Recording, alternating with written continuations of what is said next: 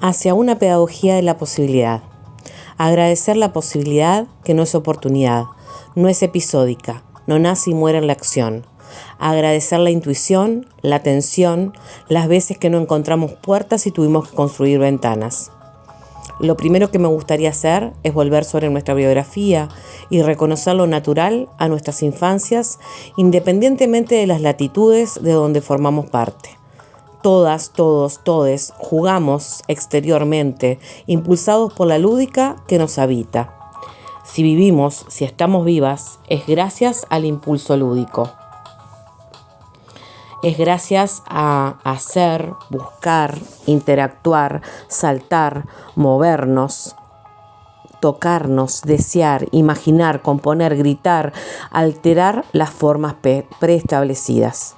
No hay nada más auténtico y serio que el acto de jugar. Y sin importar la clase, el género, la raza, jugamos. Y entonces creamos y creemos en los mundos posibles que se conjugan y abren antes, durante y después del juego. Y la creación en interacción.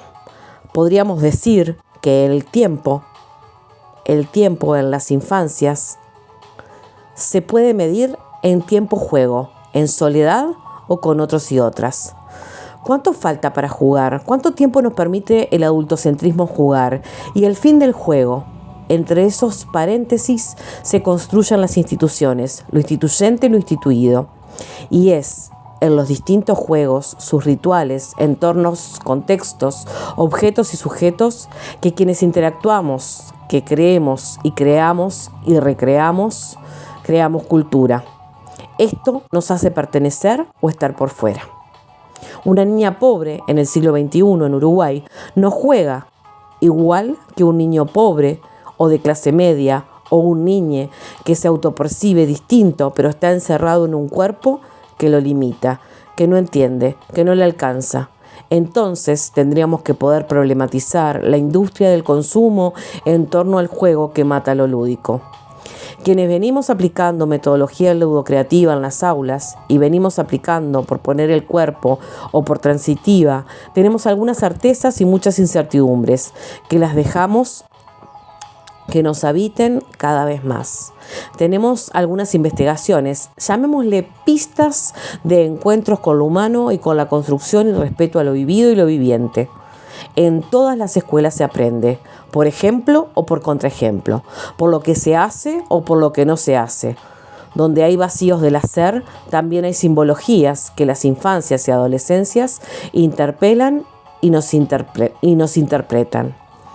Esto es, se aprende respetando y habilitando todas las expresiones del ser o las más posibles, o se aprende desde la negociación o la negación, desde el sometimiento de lo que una alteridad marca como plausible de ser hegemónicamente aprendido.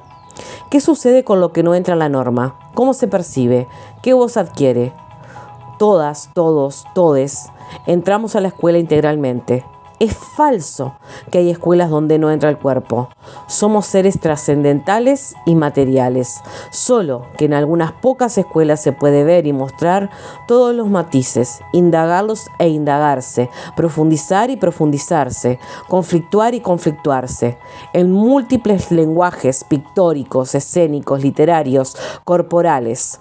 Cohabilitar el lenguaje como herramienta y no instrumento, el lenguaje como una forma externa a mí que permite acceder a un pensamiento cognitivo con un montón de habilidades preestablecidas, el lenguaje de la Real Academia Española. No entra lo nuevo, los lunfardos, los dialectos, las múltiples y ricas palabras originarias que le dan sentido a nuestra identidad, las alteraciones, la poesía en su expresión pura, en el sentido etimológico, de creación, de lo nuevo. Pertenecientes al currículo oculto. El cuerpo tiene que estar quieto, inmóvil, el cuerpo utilitario para cumplir los deseos y exigencias de otras y otros que les pagan por adiestrarme, por adiestrarnos, por adiestrarlos.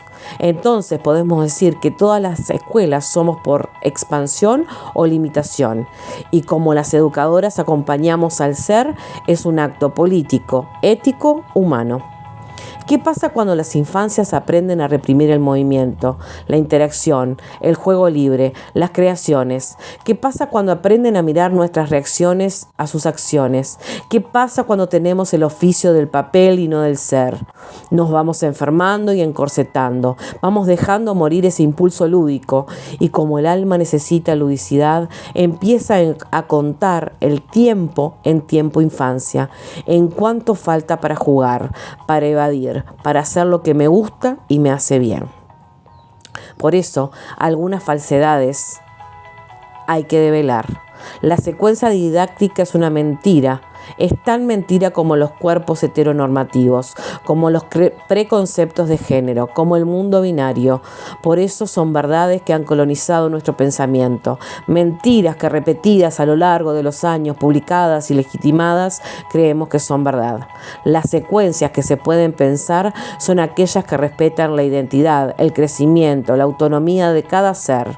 Nunca existir puede ser menos importante que aprender criterios, conocimientos que algunos pocos han elegido como valiosos para las generaciones futuras presentes.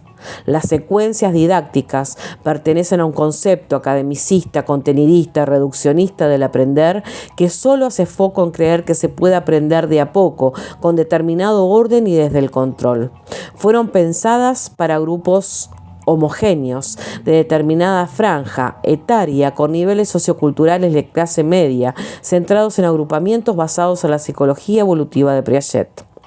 Lo cierto es que nuestro cerebro es plástico, que aprendemos y el impulso lúdico está activado y que ciertamente necesitamos del arte expresión, concepto desarrollado por Raimundo Dinello para poder transformarnos, evitar el conflicto pedagógico y generar portales a nuestra inteligencia y aprendizaje holístico. Aprendemos en interacción con otros y otras, en diversidad de experiencias y recorridos que impliquen hacer, transformar, construir, analizar, crear, hipotetizar, comparar, entre otras. ¿Por qué cada vez son más comunes las adaptaciones curriculares? Si un grupo de 20 o 30 estudiantes tenemos la mitad aproximadamente con adaptaciones, rezagos y o barreras, ¿qué sentido tiene aplicar una secuencia homogeneizadora?